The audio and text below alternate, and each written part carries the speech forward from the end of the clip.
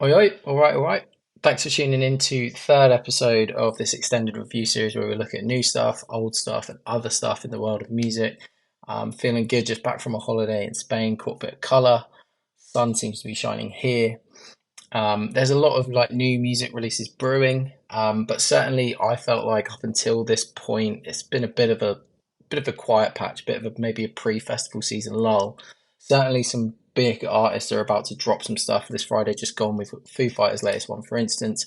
I'm not quite there yet, so this episode is centered around a few more low-key artists, but I think there's some really good stuff in there. We're going to be looking at Arlo Parks, Everything That the Girl, HMLTD, Nourished by Time, and then we're going to look back at some old stuff like Foo Fighters' latest record, anticipating obviously their new album that's just released, which we'll be reviewing very soon, and then also be looking at Joni Mitchell's classic album Blue.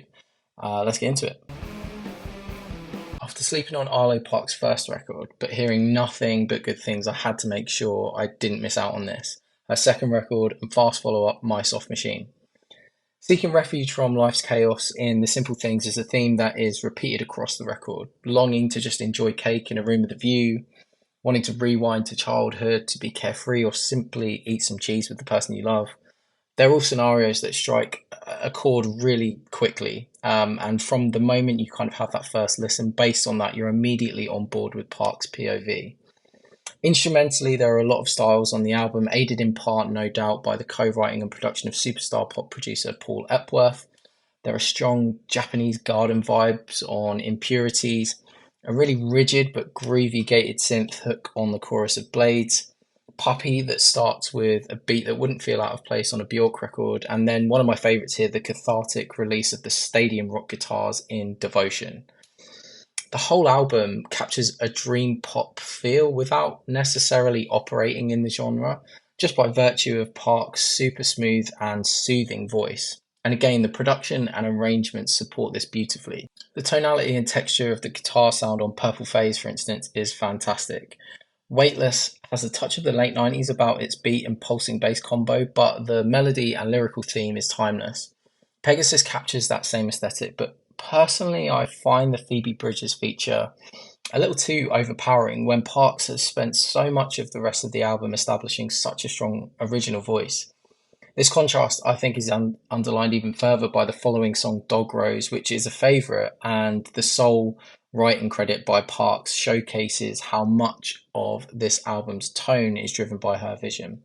I think this is a brilliant pop record and a great soundtrack to the move from spring into summer. I would give it an 8 out of 10.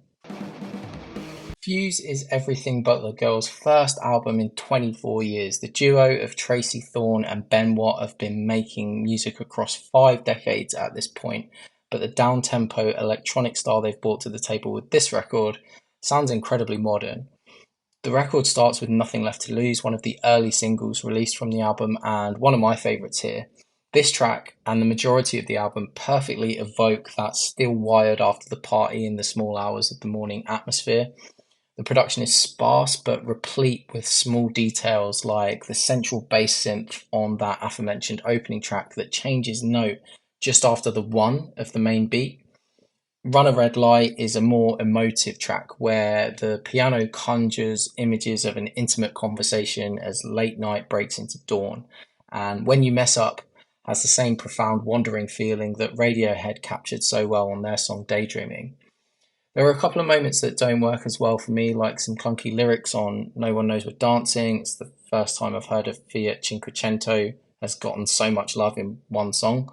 And a few tracks that don't really come to a satisfying conclusion. Overall, though, this is an album with incredible atmosphere, with standout moments of songwriting, and I would put it in a 7 out of 10. The last we saw of HMLTD, they were decrying The West is Dead on a Depeche Mode-esque death disco of an album that was so good it was in my top 10 of 2020. The Worm is a different beast of an album, no less confrontational and no less good, but it is a lot to take in.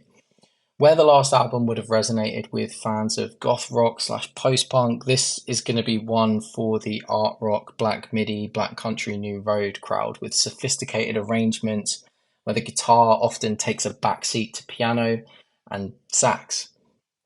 Wormlands is a winding free jazz tune with blasts of angular guitar and bass riffs that lead into The End Is Now, a standout for me with its vocal cut-up hook, soulful lead vocals, and a progression that comes in and out that reminds me of the David Bowie tune Outside. The album that track coming from actually making quite a good pairing with this. Elsewhere Days is a delicate piano piece with beautiful vocals and a really cool ending where the vocals merge into a synth lead. The title track is an epic, almost medieval march, and it all comes to a great ending with Lay Me Down. This is another dystopian epic from HMLTD, which, while lacking in immediacy, makes up for it in rich instrumentation and engrossing arrangements. I think for me, this is another 8 out of 10. Marcus Brown, aka Nourished by Time, is an alternative R&B singer-songwriter out of Baltimore, and this self-produced, self-performed record, Erotic Probiotic 2, is his debut album after a string of singles and EPs.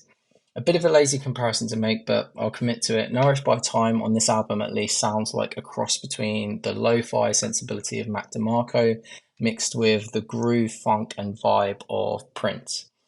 That makes for a cool combination, both melodically and arrangement-wise, but it's in the execution, for me, that things come a little unstuck.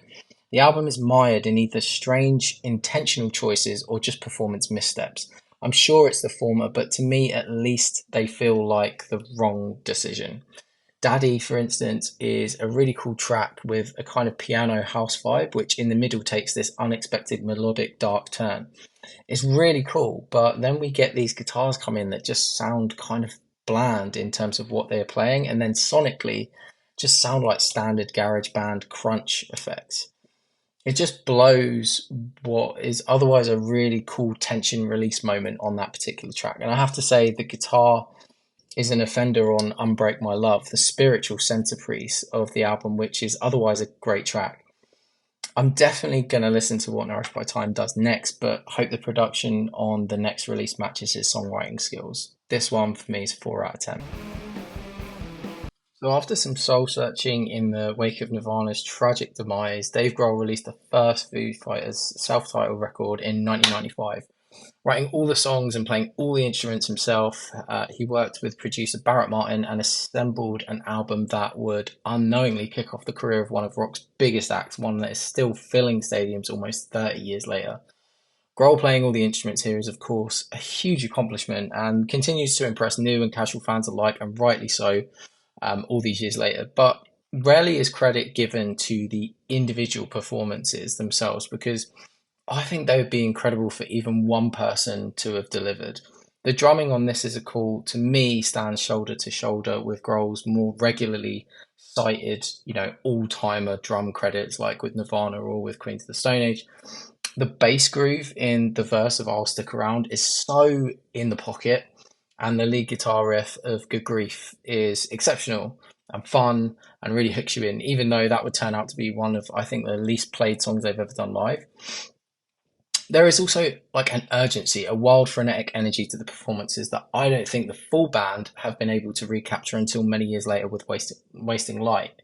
The tracklist has solid all-time Foo classics built on the foundational sounds we'd hear more of on future albums, but also some experimentation with aggression with Weenie Brinny, a deep wall of sound, fuzz on Exhausted, and whatever the hell For All the Cows is. All of them are great.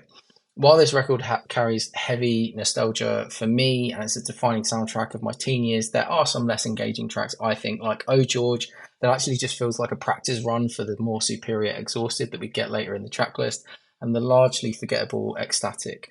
Overall, though, this is a fantastic debut that does seem to just get better as time passes. I would give it an 8 out of 10. This is an album that's been on my list to check out for ages, given it's repeatedly listed as one of the greatest albums of all time. And while I definitely understand the accolades put upon the record after sitting with it for a while, Blue is definitely in the category of albums where a younger generation of listeners, I think, will struggle initially to grasp its greatness for a couple of reasons.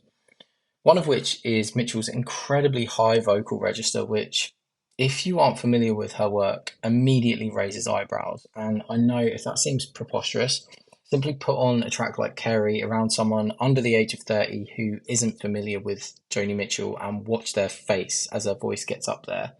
I think you can see it.